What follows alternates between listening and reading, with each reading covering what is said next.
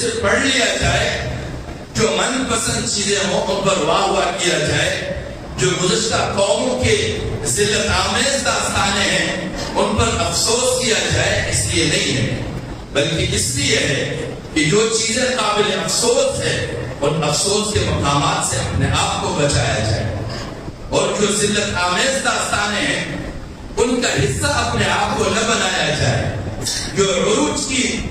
تاریخیں ہیں ان کو اپنے لیے اسباب ڈھونڈے جائے کہ وہ کون سے اسباب ہیں جن پر قوموں نے عروج پایا تھا۔ اللہ کریم ہمیں توفیق بخشے کہ ہم قرآنی آیات کو اپنے لیے سبق آموز بنائیں، محض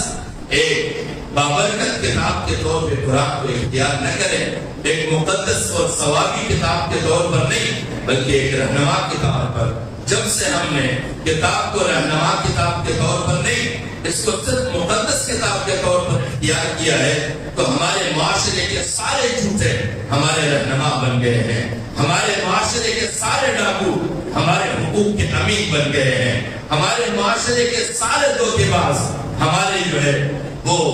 پارسا بن گئے ہیں۔ اللہ کریم ہمیں توفیق بخشے کہ ہم اس الہی آئینے میں اپنے چہروں کو بھی دیکھ سکیں اور دوسروں کو بھی آئینہ دکھا سکیں۔